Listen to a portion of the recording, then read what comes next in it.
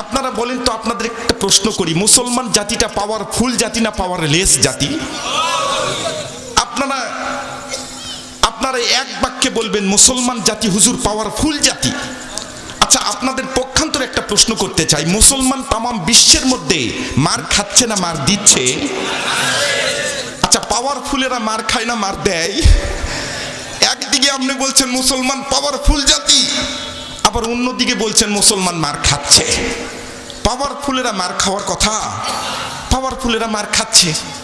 এই মার খাচ্ছে পাওয়ারফুলেরা, তাহলে পাওয়ার গেল কোথায়? কথা বলেন ঠিক কিনা? মুসলমানদের পাওয়ারটা আসলে মুসলমানের কাছে নাই, এই জন্যই মার খাচ্ছে। সম্মানিত হাজিরিন, এই কারণে বুঝতে হবে, আপনাকে বুঝাইতে হবে, কোরআন পড়তে হবে, কোরআন পড়াতে হবে, কোরআন মানতে হবে। কোরআনুল কারীম আপনার পরিবার থেকে, আপনার শরীর থেকে, আপনার পরিবার থেকে, আপনার সমাজের মধ্যে প্রতিষ্ঠিত করার চেষ্টা করতে হবে, প্রতিষ্ঠিত করতে হবে। এরকম একটা আয়াত আপনি বের করতে পারবেন না। কথা বুঝাইতে পারছি? প্রতিষ্ঠিত করার চেষ্টা করতে হবে, আপনার মধ্যে তামান্নাটা মৃত্যুর আগ পর্যন্ত থাকতে হবে। সম্মানিত হাজিরিন, এই কোরআনুল কারীম যখন নাজিল করা হলো, কোরআনুল কারীম নাজিলের আগের অবস্থান একটা ছিল আব্দুল্লাহ ইবনে মুহাম্মদ। আপনি কোরআনুল কারীমের মধ্যে একটা আয়াতে কারিমাও আপনি খুঁজে বের করতে পারবেন না।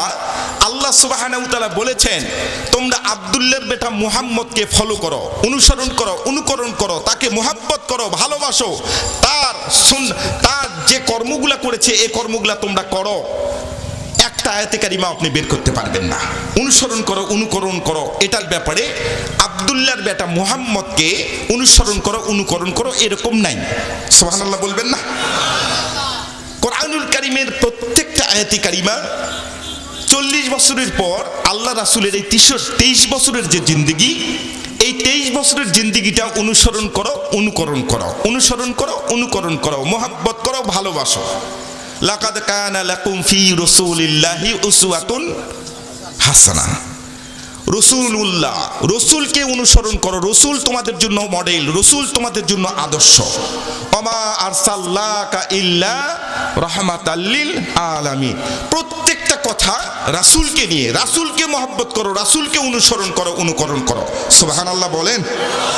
সম্মানিত হাজিরিন, এই কারণে আমাদেরকে একটা জিনিস বুঝতে হবে, আল্লাহর নবী আর মুহাম্মদ দুটোর মধ্যে পার্থক্য আছে। পার্থক্যটা আরেকটু চিকন কথা মাথার মধ্যে ঢুকে গেছে, একটু বলবো, একটু বলে দেই।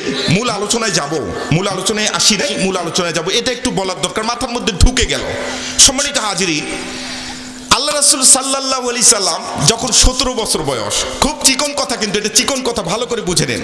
17 বছর বয়স, তখন কিন্তু মোটামুটি সমাজের যে অবক্ষয়, উন্নতি, এগুলো সবকিছু একটা 17 বছরের মানুষ কিন্তু বুঝতে সক্ষম। কথা বলেন ঠিক কিনা?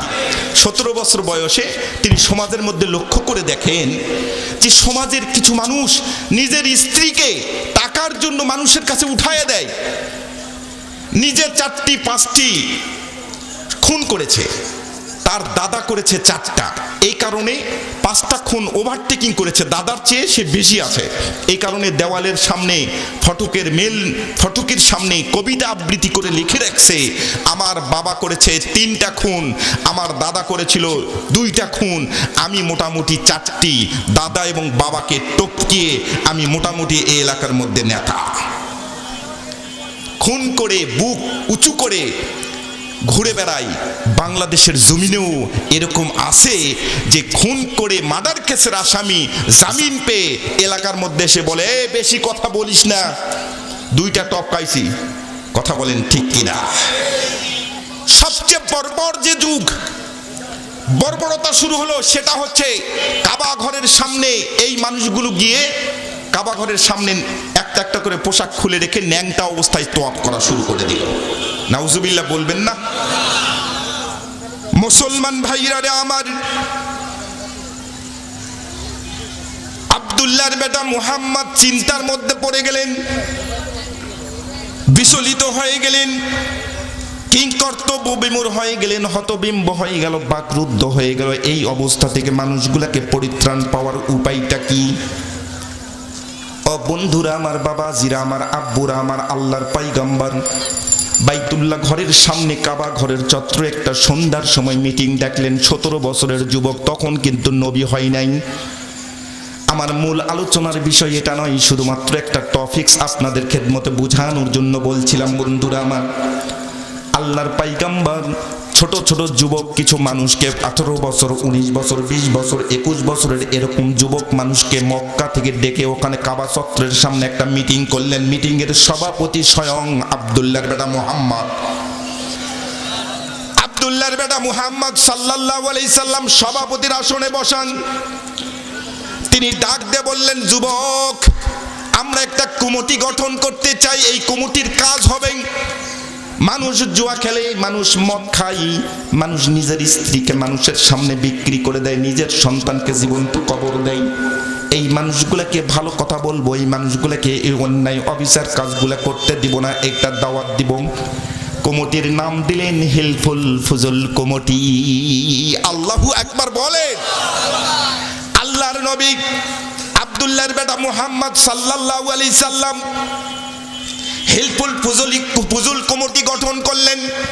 এই কমিটির মাধ্যমে একটি নয়, দুইটি নয়, 5টি নয়, 10টি নয়, বন্ধুরা আমার, 20টি নয়, 17 বছর থেকে দাওয়াত দেওয়া শুরু করলেন। মানুষের ঘাট দাঁড়ে দাঁড়ে গিয়ে বলতেছে, ও বাজান, তুমি কখনো আর তাস খেলো না, কখনো জুয়া খেলো না, কখনো তুমি মদ খেও না, ফেন্সিডিলের ব্যবসা করো না, ইয়াবার ব্যবসা করো না, এই ব্যবসা তোমাদের জন্য ধ্বংস নেমে আসবে। এরকম ভাবে দাওয়াত দেওয়া শুরু করলেন স্বয়ং মুহাম্মদ রাসূল সাল্লাল্লাহু আলাইহি সাল্লাম। কথা মনে রাখবেন, আল্লাহর নবী স্বয়ং দাওয়াত দিচ্ছেন। কত বছর? 17 থেকে 40 বছর বয়স, 23টি বছর কেটে গেল।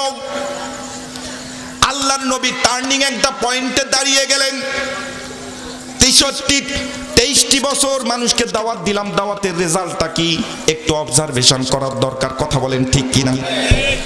আমার আলোচনা 1 ঘন্টা 1.5 ঘন্টা যখন আলোচনা করব, আমিও কিন্তু শেষে একটা অবজারভেশন করব। আমি যে 1 ঘন্টা 1.5 ঘন্টা আলোচনা করলাম, আমার আলোচনায় শ্রোতা কতটুকু পরিবর্তন হলো, আমার একটা অবজারভেশন করার দরকার। মাহফিল কমিটি অবজারভেশন করবে 3 দিন বাদ। মাহফিল করার পরে 4র্থ দিনে মানুষের কি পরিবর্তন হলে এটা কিন্তু অবজারভেশন করবে। আপনার সন্তানকে আপনি ডাক্তারের কাছে নিয়েছেন, 103 ডিগ্রি জ্বর। ডাক্তার সাহেব বগলের নিচে থার্মোমিটার দেওয়ার পর আপনাকে প্রেসক্রিপশন করে দিবে 7 দিনের জন্য ঔষধ খান। 7 দিন আপনি ঔষধ খাওয়ানোর উপর 7 দিন পর বগলের নিচে থার্মোমিটার দিয়ে দেখতেছেন 103 ডিগ্রি জ্বর ছিল, এখন হয়েছে 104। আপনি দৌড়ে গিয়ে আপনার সন্তানকে যখন নিয়ে নেবেন, আপনার সন্তানের সামনে এবার ডাক্তার আস্তে করে চিন্তার কপালের মধ্যে একটা চিন্তার ছাপ নিয়ে তিনি মাথা নিচু করে একটু চিন্তা এবং চেতনাটা পরিবর্তন করে তিনি প্রেসক্রিপশন করার আগে মলমূত্র রক্ত পরীক্ষা করার চেষ্টা করবে। কথা বলেন ঠিক কিনা? তার মানে চিন্তা এবং চেতনা পরিবর্তন করে ডাক্তার সাহেব আবার মলমূত্র রক্ত পরীক্ষা করে 7 দিনের জন্য আবার প্রেসক্রিপশন করে দিবেন। 7 দিন পর যদি জ্বর না কমে, যদি জ্বর একটু বেশি হয়ে যায়, পরবর্তীতে ওই ডাক্তারের কাছে যদি আপনি নেন, ডাক্তার সাহেব প্রয়োজনের পরামর্শ নেওয়ার জন্য একটা বোর্ড বসাবে, একটা মিটিং বসাবে। এই সন্তানটার 14 দিন 21 দিন ধরে আমি চিকিৎসা করলাম, চিকিৎসার কোনো পরিবর্তন হলো না। সিনিয়র ডাক্তারকে ডাক দিয়ে বলবে, স্যার আপনারা একটু পরামর্শ দেন। মুসলমান ভাইরারে আমার, আল্লাহর পয়গম্বর 23 বছর দাওয়াত দিলেন। আল্লাহর নবী ওই হেরা পর্বত জাবালের নূর পাহাড়ের উপর চলে গেলেন, চিন্তা করা শুরু করলেন সমাজটা কতটুকু পরিবর্তন হয়েছে একটু দেখার দরকার। পিছনে একটু তাকালেন। আপনি ব্যবসা করেন 5 বছর ধরে, আপনার ব্যবসার মধ্যে শুধুমাত্র লস লস লস। আপনার স্ত্রী এবং আপনি গভীর রাত্রিতে খাটের উপর হঠাৎ করে বসে আপনারা চিন্তা করতেছেন, ব্যাপার কি? 5 বছর ব্যবসা করলাম, ব্যবসার রেজাল্ট 0। এবার কিন্তু আপনি চিন্তা এবং চেতনা পরিবর্তন করার জন্য একটা নতুন বুদ্ধি, নতুন জ্ঞানের দিকে আপনি সামনের দিকে অগ্রসর হবেন। কথা বলেন ঠিক কিনা? আল্লাহর নবী পিছনে তাকিয়ে দেখেন 63 বছর, 17 বছর থেকে 40 বছর পর্যন্ত দাওয়াত দিলাম, দাওয়াতের রেজাল্টটা কি? আল্লাহর নবী লক্ষ্য করে দেখেন দাওয়াতের রেজাল্টটা 0000 -5 00 যেই মানুষগুলা দিনের বেলা, যেই মানুষগুলা রাতের বেলা জেনার কাজ করতো, ওরা এখন দিনের বেলা জেনার ব্যবসা শুরু করে দিয়েছে। নাউজুবিল্লাহ বলেন। যেই মানুষগুলা রাতের বেলা কাবা ঘরের সামনে নিজের পোশাকটা খুলে রেখে ন্যাংটা অবস্থায় তোয়াফ করত, এই মানুষগুলা দিনের বেলা এবার কাবা ঘরের সামনে ন্যাংটা অবস্থায় তোয়াফ করলো। সবাই একমত পোষণ করলো, আব্দুল্লাহর বেটা মুহাম্মদের দাওয়াত আমরা মানি না। একটা মানুষের হেদায়েত হলো না, একটা মানুষ কথা শুনলো না। 23 বছর দাওয়াত দিল। আল্লাহর নবী চিন্তায় পড়ে গেলেন, একটা মানুষ আমার কথা শুনলো না, একটা মানুষও শুনলো না। আল্লাহর নবী ওই হেরা পর্বতে গিয়ে চিন্তায় চিন্তায় চিন্তায় অস্থির, কি করা যায়, কি বুদ্ধি করব। হঠাৎ করে একদিন জিবরাইল আমিন আল্লাহর নবীর সামনে এসে সালাম দিয়ে তাকে জড়িয়ে ধরে বলতেছে, আপনি পড়েন ইকরা বিসমি রাব্বিকাল্লাযী খলাক। আল্লাহু আকবার বলেন।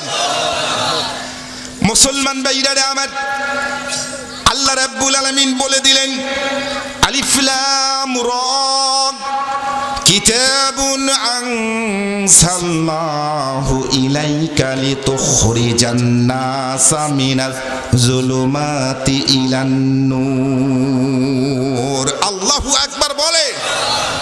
আল্লাহর নবীকে বলে দিলেন, ও পয়গম্বর, আপনি এটা নিয়ে যান, এটা নিয়ে গিয়ে আপনি সমাজের মধ্যে দাওয়াত দেওয়া শুরু করেন। সুবহানাল্লাহ বলে। অন্ধকারাচ্ছন্ন পরিবেশটাকে আপনি নূরের কিতাবের দ্বারাই আলোয় আলোকিত করেন। এটা হচ্ছে সংক্ষিপ্ত কথা, আমার মূল টপিকসটা এটা যেহেতু নয়, এটা আলোয় আলোকিত করেন। আল্লাহর নবী কোরআনুল কারীম পাহাড়ের উপর থেকে নিয়ে চলে আসলেন, এসে সমাজের মধ্যে দাওয়াত দেওয়া শুরু করলেন। এই মদখোর, এখানে আয়। এই যে এই আইন পাস হয়ে গেছে, মদ খাওয়ার সঙ্গে সঙ্গে 80টা বেত্রাঘাত, মদ খাওয়া স্টপ। এই ধর্ষণকারী এখানে আয়, ধর্ষণের আইন এটা, ধর্ষণ বন্ধ। এই বাজারে যাওয়া যাবে না, পর্দা করতে হবে, পর্দার আইন চালু হয়ে গেল। সুবহানাল্লাহ বলেন। আপনারা বলেন তো, আল্লাহ রাসূল সাল্লাল্লাহু আলাইহি সাল্লাম শেষে গিয়ে বলে দিলেন, আল্লাহর নবী নিজে বলে দিলেন, খয়রুন কুরুনি করনি সুম্মাল্লাযীনা ইয়ালুনাহুম সুম্মাল্লাযীনা ইয়ালুনাহুম। আল্লাহু আকবার বলেন। খয়রুন কুরুনি করনি, আমার যুগটা হলো সর্বশ্রেষ্ঠ যুগ। 40 বছর থেকে 63 বছর, কত বছর হয়? 23 বছর। 17 থেকে 40, 23 বছর রেজাল্ট 0। 40 থেকে 63 বছর রেজাল্ট শুধুমাত্র প্লাস না, গোল্ডেন 5, জিপিএ 5, ডবল 5, স্টার 5। চিৎকার করে বলেন আল্লাহু আকবার। এটা কিসের খাতিরে হয়েছে? কোরআনুল কারীমের খাতিরে। এখন আমার প্রশ্নটা হলো, বাংলাদেশ যখন স্বাধীন হয় 26শে মার্চ স্বাধীনতা দিবস, এই দিবসটা আমাদের জাতির জন্য খুব গুরুত্বপূর্ণ দিবস। মারহাবা বলবেন না? এই বাংলাদেশ স্বাধীন করার পিছনে বঙ্গবন্ধু শেখ মুজিবুর রহমান, ওনার একটা অবদান ছিল। উনি বাংলাদেশকে সোনার বাংলায় রূপান্তরিত করার জন্য একটা স্বপ্ন ছিল, স্বপ্ন দেখেছেন। ওনার পরে যারা প্রেসিডেন্ট এসেছিলেন, প্রত্যেকটা প্রেসিডেন্ট, বর্তমানে মাননীয় প্রধানমন্ত্রী শেখ হাসিনা পর্যন্ত স্বপ্ন দেখছেন যে বাংলাদেশটা সোনার বাংলায় যেন আমি রূপান্তরিত করতে পারি। কথা বলেন ঠিক কিনা? সবাই চেষ্টা করছে, সবাই। স্বয়ং আব্দুল্লাহর বেটা মুহাম্মদও চেষ্টা করেছে আমার মক্কা নগরীটা যেন সোনার মক্কায় রূপান্তরিত হয়ে যায়, কিন্তু তিনি কি পেরেছিলেন? তিনি পারেন নাই। আজকে শেখ হাসিনা, আজকে বঙ্গবন্ধুর থেকে শুরু করে যারাই আসছে সবাই চেষ্টা করেছে বাংলাদেশের মানুষগুলা মদ খাওয়া বন্ধ, এই ধর্ষণ বন্ধ, জেনা বন্ধ, চুরি বন্ধ, ঘুষ বন্ধ, সুদ বন্ধ, ব্যাংক ডাকাতি বন্ধ, সব বন্ধ করার চেষ্টা তারা করছে। কিন্তু আপনারা বলেন তো, সচেতন মানুষ, আপনারা বলেন তো, ধর্ষণ কি বন্ধ হয়েছে না ধর্ষণ আরো বাড়ছে? ধর্ষণ আরো বাড়ছে। শিক্ষিত মানুষ যত বাড়ছে, খারাপ মানুষের সংখ্যাও তত বাড়ছে।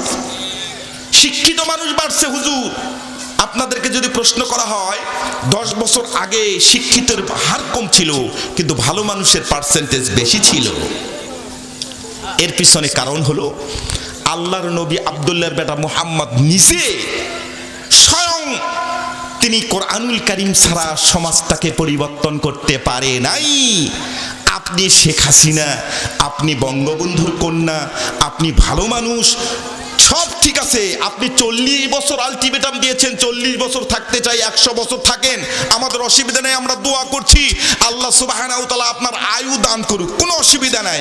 কিন্তু আমাদের কথা হলো কোরআনুল কারীম দ্বারা সমাজ, পরিবার, ইউনিয়ন, রাষ্ট্র, আপনার উপজেলা, আপনার সব কিছু, আপনার সংসদ পদন পর্যন্ত এই কোরআনুল কারীম প্রতিষ্ঠিত করতে হবে। চিৎকার করে বলেন ঠিক কিনা? মুসলমানদের মনের যদি পরিবর্তন না করা যায়, আগামী দিনে ইরাক শুধু ইরাক শুনেছেন, আফগান শুধু আফগান শুনেছেন, চেচনিয়া বসনিয়া শুনেছেন, ইরান শুনছেন, কাশ্মীর শুনেছেন, গুজরাট শুনেছেন, মায়ানমার দেখেছেন, বাংলাদেশ একদিন তার শিকার হবে। আর মুসলমান যদি এই মডেল চেঞ্জ করে, আগামী দিন থেকে তৌহিদি পতাকার নিচে অবগাহন করে, ইহুদি, নাসারা, নাস্তিকের বাচ্চারা, মুশরিকরা বাংলার জমিন কুকুরের বাচ্চার মতো ছাড়তে বাধ্য হবে। এই মাইকের অপারেটরটা আবার গেছে, মাইকের অপারেটর ভাই আপনি আসেন, আপনি থাকবেন এখানে, আমার সঙ্গে খানা খাবেন। আপনি অত সস্তা বক্তা পাননি, নওগাঁ থেকে আসছি মিয়া। তাকবীর দেন, লিল্লাহি তাকবীর, লিল্লাহি তাকবীর। সম্মানিত হাজিরিন, এই হচ্ছে ব্যাপার, এটা হচ্ছে সামার। আপনাদেরকে বলে দিলাম কেন সমাজটা পরিবর্তন হচ্ছে না, মুসলমানদের পাওয়ার গেল কোথায়। আপনি যতই পাওয়ার দেখাতে চান, এটা ছাড়া আমাদের পাওয়ারলেস। কথা বলেন ঠিক কিনা? পবিত্র রমজান মাসের দাম বেড়েছে কোরআনুল কারীমের কারণে, আমাদের নবীর দাম বেড়েছে কোরআনুল কারীমের কারণে, কোরআনুল কারীমের কারণে লাইলাতুল কদরের দাম বেড়েছে, কোরআনুল কারীমের কারণে রমজান মাসের দাম বেড়েছে। এগুলো তো আমরা শুনেছি, এগুলো তো ওয়াজ জানি। যেই মানুষটা কোরআনুল কারীম যার সিনার মধ্যে আছে তার দাম বেড়েছে। সুবহানাল্লাহ বলেন। সম্মানিত বাবারা আমার, তাহলে আসেন, এই কোরআনুল কারীম যখন নাজিল হয়ে গেল,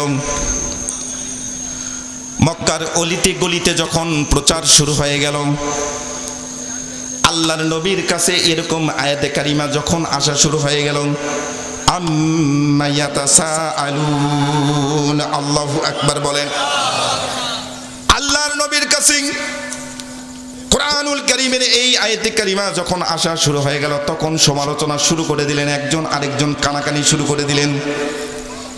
এই মানুষগুলা মৃত্যুকে মানে, এই মানুষগুলা মৃত্যুকে মানে, মৃত্যুর উপরে ঈমান এনেছে, মৃত্যু যে মানুষের হবে সব ঠিক আছে, কিন্তু এই মানুষগুলা একটা বিষয় ঈমান আনতে পারে নাই, সেই বিষয়টা হলো আবার পুনরুত্থান হবে, কিয়ামত সংগঠিত হবে, এই জিনিসটা তারা মানতে রাজি নয়।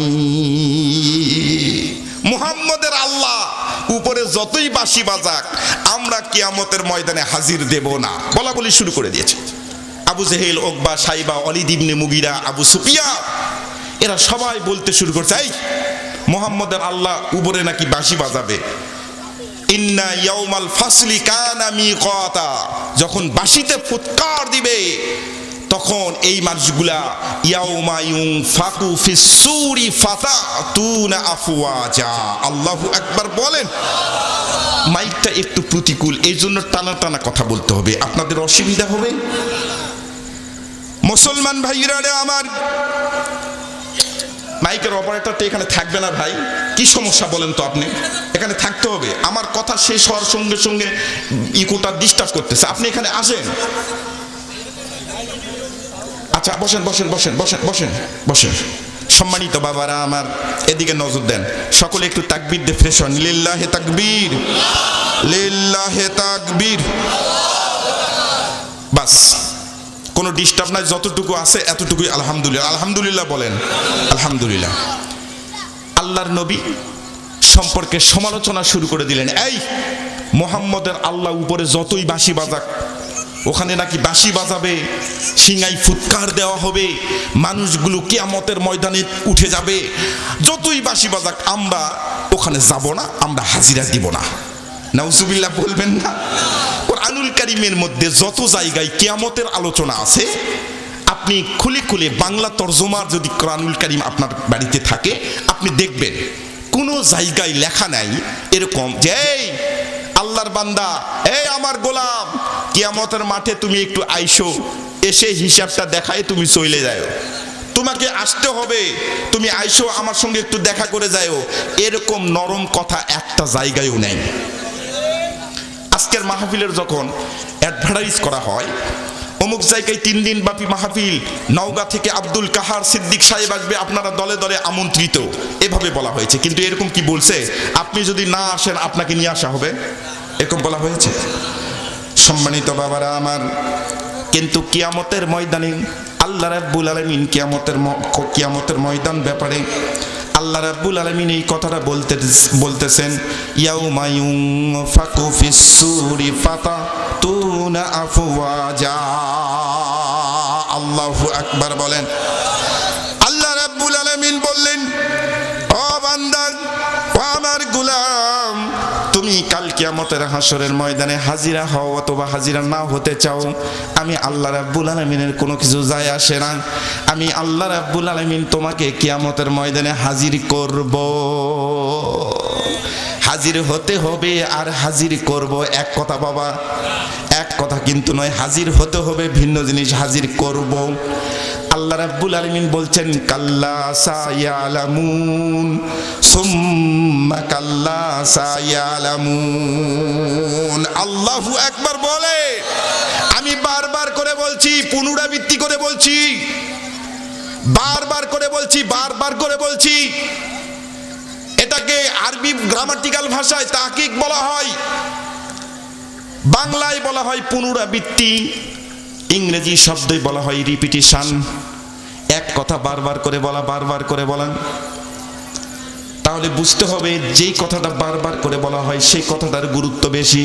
কথা বলেন ঠিক কিনা? আপনাদের একটা ওয়াজ মুখস্থ আছে, এই কালামুল্লাহ শরীফের মধ্যে নামাজের হুকুম আসছে 82টি বার। কথা বলেন 82 বার। আচ্ছা, আপনাদের কাছে একটা প্রশ্ন করতে চাই, আপনারা বলেন তো, নামাজের কথা আল্লাহ রাব্বুল আলামিন একবার বললেই তো যথেষ্ট ছিল, 82 বার বলার দরকার কি? রমজান মাসের রোজা রাখো, সিয়াম আদায় করো, এই কথাটাও কোরআনুল কারীমের মধ্যে অনেকবার বলা হয়েছে। তার পিছনে কারণটা হলো এটা গুরুত্ব বেশি বোঝানোর জন্য। কিয়ামতের ময়দানে তোমাদেরকে আমি হাজির করব, ওয়া কুল্লুহুম আতিহি ইয়াউমাল কিয়ামাতি ফারদা। একে একে হাজির করব, একে একে নিয়ে আসব। সুবহানাল্লাহ বলেন। সম্মানিত বাবারা আমার, আল্লাহ রাব্বুল আলামিন বললেন, তোমাদেরকে বারবার করে বলছি, পুনরাবৃত্তি করে বলছি, নামাজ কায়েম করো, আকিমুস সালাত, আকিমুদ্দিন, দিন প্রতিষ্ঠিত করো। সারা রাত নামাজের ওয়াজ করেন, একটা মানুষের কোনো অসুবিধা হবে না, কিন্তু দিন প্রতিষ্ঠিত করো।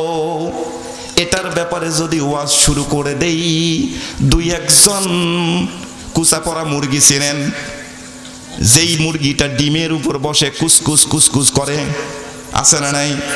এইরকম মুরগির মতো দোকানে গিয়ে একজন আরেকজনে এরকম ধাক্কা দিয়ে বলবে, একটা বিড়ি দে, ওগুলা হুজুরেরা বলবেই।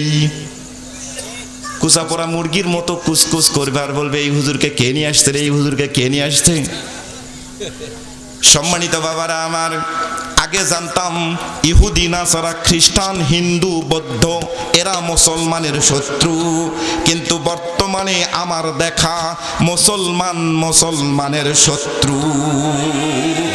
মুসলমান হয়ে মুসলমানদের দাড়ি টুপির উপর যারা আঘাত করে, আমার তো সন্দেহ হয় তাদের রক্তটা মুসলমানদের রক্ত দিয়ে জন্ম কিনা সন্দেহ আছে।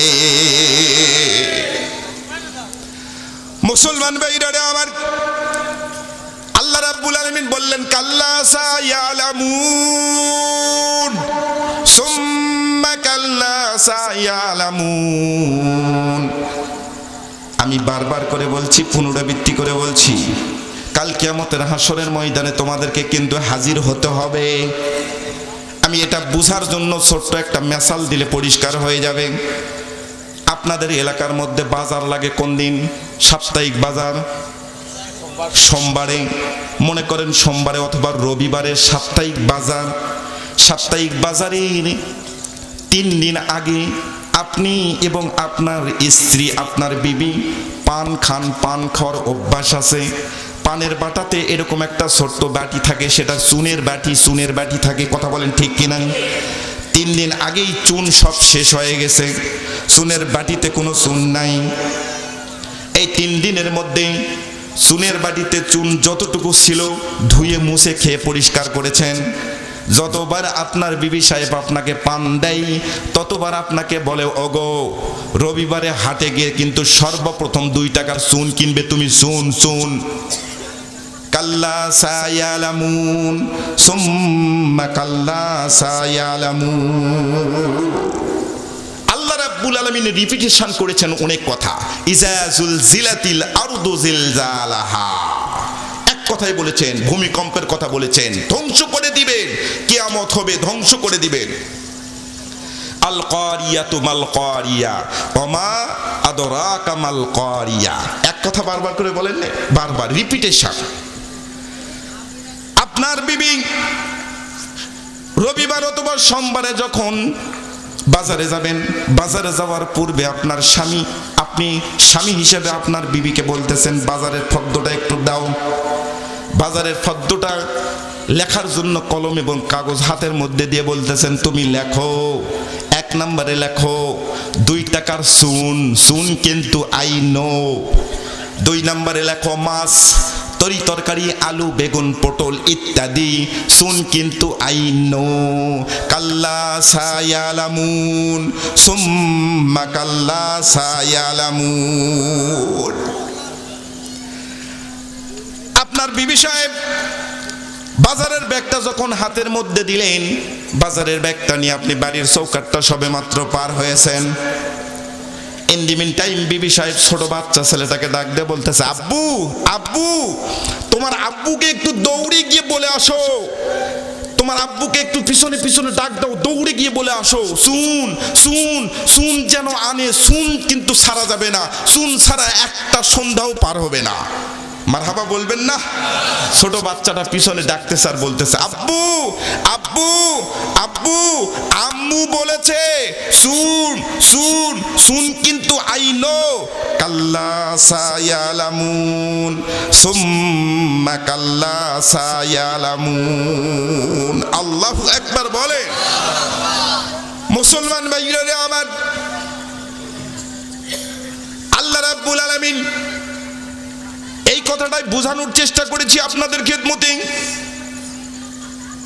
আপনার বিবি সাহেব আজকের বাজারের গুরুত্বপূর্ণ সাবজেক্ট বোঝানোর জন্য বারবার করে বলতেছেন চুন কিন্তু আইন, চুন কিন্তু ছাড়া যাবে না। ঠিক পক্ষান্তরে কোরআনুল কারীমের মধ্যে যেই কথাগুলো যতবার ব্যবহার করেছেন, আপনাকে বুঝতে হবে এই কথাগুলোর গুরুত্ব তত বেশি। এখন বন্ধুরা আমার, কাল কিয়ামতের হাসরের ময়দান প্রতিষ্ঠিত হবে। আল্লাহ রাব্বুল আলামিন সূরা নাবার মাঝখানে 18 নম্বর আয়াতের মধ্যে বলে দিলেন, আল্লাহ রাব্বুল আলামিন ইসরাফিলকে যখন বলবেন, ইসরাফিল এক মুহূর্ত দেরি করো না, ইসরাফিল তোমার হাতের মধ্যে যে বাঁশিটা আছে এই বাঁশিটার ব্যাপারে তারা যেহেতু বিশ্বাস করছিল না, এই বাঁশিটার মধ্যে একটু ফুৎকার দিয়ে দাও, 1 নম্বর ফুৎকার দিয়ে দাও। ইসরাফিল আলাইহিস সালাতু ওয়াস সালাম ফুৎকার দিয়ে দিবে। বন্ধুরা আমার, পৃথিবীটা ভূমিকম্পের মতো নড়তে শুরু করে দিবে। ইজা জুলজিলাতিল আরদু জিলজালাহা। আল্লাহ রাব্বুল আলামিন দ্বিতীয় নাম্বার, সেকেন্ড টাইম যখন ফুৎকারের কথা বলে দিবে, ও ইসরাফিল তোমার হাতের মধ্যে যে বাঁশিটা আছে এর মধ্যে অনেক বছর অতিবাহিত হয়ে যাবে। আমার যেহেতু মূল আলোচনা, ওই মূল আলোচনা মূল টপিকসের মধ্যে যাচ্ছি, যে হাদিসটা আমি তেলাওয়াত করেছি, আল কোরআন হুজ্জাতুল লাকা আও আলাইকা, হাদিসের ব্যাখ্যাটা, হাদিসের অর্থটা আপনাদের খেদমতে আগে বলে দেই বন্ধুরা আমার, তাহলে মূল আলোচনায় যেতে একটু সুবিধা হবে। আল্লাহর নবী বলছেন কাল কিয়ামতের হাসরের ময়দানে এই কোরআনুল কারীম তোমার পক্ষে উকিল হিসেবে দাঁড়িয়ে যাবে, অথবা এই কোরআনুল কারীম তোমার বিপক্ষে উকিল হিসেবে দাঁড়িয়ে যাবে। আল্লাহ রাব্বুল আলামিন ইসরাফিলকে বললেন সেকেন্ড টাইম, ও ইসরাফিল, وَنُفِخَ فِي الصُّورِ فَصَعِقَ مَن فِي السَّمَاوَاتِ وَمَن فِي الْأَرْضِ إِلَّا مَن شَاءَ اللَّهُ। আল্লাহু আকবার বলে। আল্লাহ রাব্বুল আলামিন বললেন ইসরাফিল, এক মুহূর্ত দেরি করো না, তোমার হাতের মধ্যে যে বাঁশিটা আছে বাঁশিটার মধ্যে ফুৎকার দিয়ে দাও। সেকেন্ড টাইম বাঁশিটার মধ্যে যখন ফুৎকার দিয়ে দিলেন বাবা আব্বুরা আমার, ইন দি মিন টাইম সর্বপ্রথম চারজন ব্যক্তি রওজা থেকে উঠে পড়বেন। সুবহানাল্লাহ বলেন। চারজন ব্যক্তি রওজা থেকে উঠে পড়বেন। এই চারজন ব্যক্তির মধ্যে সর্বপ্রথম যে ব্যক্তিটা উঠবেন এই ব্যক্তিটা আর কেউ নয়, এই ব্যক্তিটা হচ্ছে আমাদের আব্বাজান জাতির পিতা হযরতে ইব্রাহিম খলিলুল্লাহ। ইব্রাহিম খলিলুল্লাহ কি আব্বা, আমাদের আব্বাজান, দামি আব্বা। ইব্রাহিম খলিলুল্লাহ নাম শোনার সঙ্গে সঙ্গে একটা ছোট্ট হাদিস মাথার মধ্যে ঢুকে গেছে, এটা বলে দেই। আল্লাহর নবীর সাহাবীদেরকে আল্লাহর নবী সাল্লাল্লাহু আলাইহি সাল্লাম বলছেন, ও সাহাবীরা, ক্বালান নবী সাল্লাল্লাহু আলাইহি সাল্লাম, অনেক সাহাবী বসা, সাহাবীদের সামনে বলতেছেন, ও সাহাবীরা তোমরা কান খুলে শ্রবণ করো, লা তাকতুলু দিবদাউল। সুবহানাল্লাহ বলেন। লা শব্দের অর্থ না, কখনো তোমরা এটা করো না। তাকতুলু শব্দের অর্থ কতল করা, জবাই করা, কেটে ফেলা, মেরে ফেলা। দিবদাউল শব্দের অর্থ ব্যাং। সুবহানাল্লাহ বলবেন না? ছোট্ট একটা প্রাণী ব্যাং। ব্যাং রাস্তাঘাটে আমরা অনেক সময় দেখি। আল্লাহর নবী বলেছেন রাস্তাঘাটে যদি তোমরা রাস্তা পার হতে একটা ব্যাং না পারে, ওই ব্যাঙের উপর কখনো তোমরা সাইকেল উঠাই দিও না, ব্যাঙের উপর ভ্যানের চাকা উঠাই দিও না, ব্যাঙের উপর মোটর সাইকেলের চাকা উঠাই দিও না, ব্যাঙের উপর পা পিষ্টনি দ্বারা ওই ব্যাঙকে তোমরা মেরে ফেলো না। সুবহানাল্লাহ বলবেন না?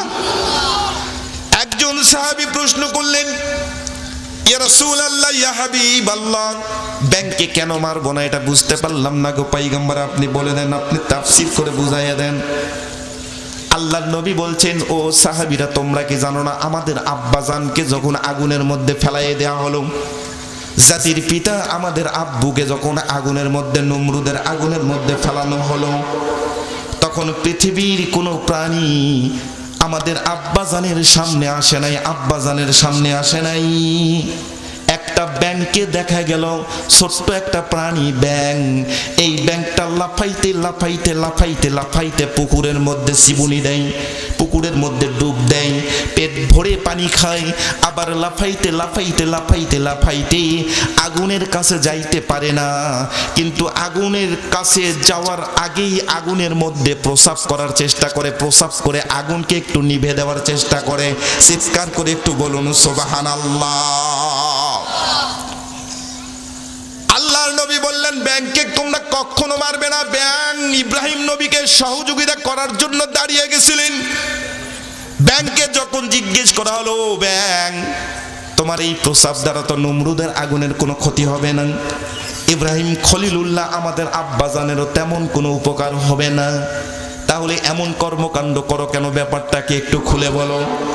ব্যাঙের জবান ছেড়ে দিয়ে ব্যাং ডাক দিয়ে বলতেছে, পৃথিবীর মানুষ কান খুলে শ্রবণ করো রে, আমি ব্যাং জাতি, আমি নিজেও জানি আমার প্রসাব দ্বারা নমরুদের আগুনের কোনো ক্ষতি হবে না, ইব্রাহিম খলিলুল্লাহর কোনো উপকার হবে না, তবে আমি শুধুমাত্র আমি আমার পয়গম্বর ইব্রাহিম নবী আর ইব্রাহিম নবীর আল্লাহকে দেখাইতে চাই, আমি তোমার পক্ষে আর তোমার নবীর পক্ষে দাঁড়িয়ে গেছি।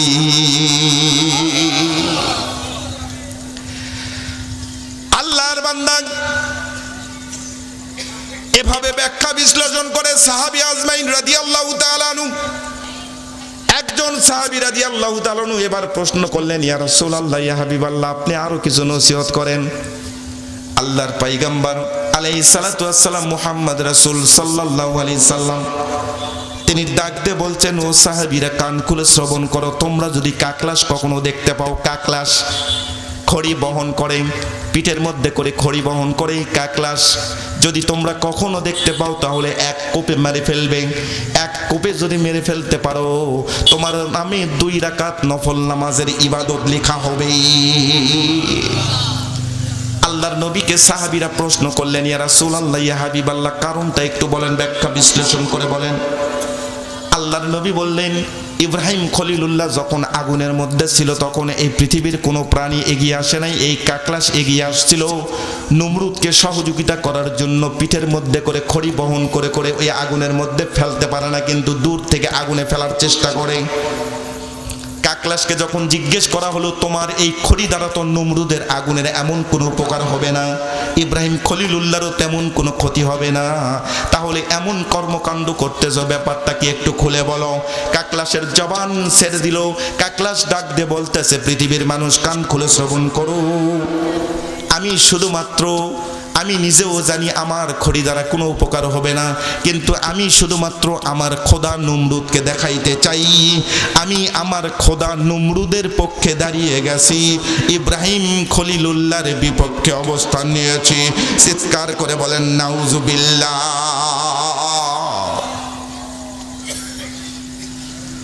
মুসলমানদের শরীরে যতক্ষণ পর্যন্ত 1 ফোঁটা রক্ত থাকবে, স্পষ্ট ভাষায় বক্তব্য, মুসলমানদের শরীরে যতক্ষণ পর্যন্ত 1 ফোঁটা রক্ত থাকবে, আমরা ব্যাঙের চরিত্রে হলেও ময়দানে আসি। মুসলমানদেরকে গরম নজরে তাকাবেন না। কোরআনুল কারীমের মাহফিলকে কেউ যদি বাধা সৃষ্টি করতে চায়, কোরআনুল কারীমের মাহফিলে কেউ যদি 144 ধারা জারি করতে চায়, মায়ের কাছ থেকে বিদায় নিয়ে ময়দানে নামবেন। মুসলমানেরা রক্ত ঝরাবে, তবুও কোনো শয়তানের কাছে মুসলমান মাথা নত করতে রাজি নয়। স্পষ্ট বক্তব্য। আমাদের সম্পর্ক হচ্ছে কোরআনুল কারীমের সঙ্গে। আওয়ামী লীগ বিএনপির প্রতিপক্ষ হতে পারে, বিএনপি আওয়ামী লীগের প্রতিপক্ষ হতে পারে, কিন্তু কোরআনুল কারীম কারো প্রতিপক্ষ নয়। কোরআনুল কারীম, আল্লাহ রাসূল কারো প্রতিপক্ষ নয়। আল্লাহ রাসূলের হৃদয়ের, আল্লাহ রাসূলের আহাল নিয়ে, আল্লাহ রাসূলের পরিবার নিয়ে, আল্লাহ রাসূলের চরিত্র নিয়ে কেউ যদি কথা বলতে চায়, বাংলার জমিনে 1টি সেকেন্ডের জন্য 1 ইঞ্চি জমি তার জন্য বরাদ্দ করা হবে না। সম্মানিত হাজিরিন, এই কারণে সচেতন থাকবেন, সচেতন থাকবে। আল্লাহর নবীর চরিত্র নিয়ে কথা বলে, কোরআনুল কারীমের বিরুদ্ধে কথা বলে, ভারতের জমিনে 26টি আয়াতে কারিমার বিরুদ্ধে অবস্থান নিয়ে এই কুলাঙ্গার আমাদের সমস্ত মুসলমানদেরকে জানাতে চায়, বুঝাতে চায় কোরআনুল কারীমের পক্ষে কয়টা মানুষ আছে এটা বুঝাইতে চাচ্ছে। কিন্তু আজকে তামাম পৃথিবীর মুসলমান আমরা একত্রিত হয়েছি। কোন রকম সরমনাই বুঝি না, কোন রকম জামাতি ইসলাম বুঝি না, কোন রকম ওই ডক্টর মিজানুর রহমান বুঝি না, মামুনুল হক সাহেব বুঝি না, আমরা সমস্ত টুপিওয়ালা মুসলমান এক কাতারে ঐক্য করে ফেলেছি। চিৎকার করে বলেন আলহামদুলিল্লাহ। সম্মানিত হাজিরিন, আমাদের মধ্যে কিছু সমস্যা আছে, হিংসা আছে, হিংসা, এত হিংসা।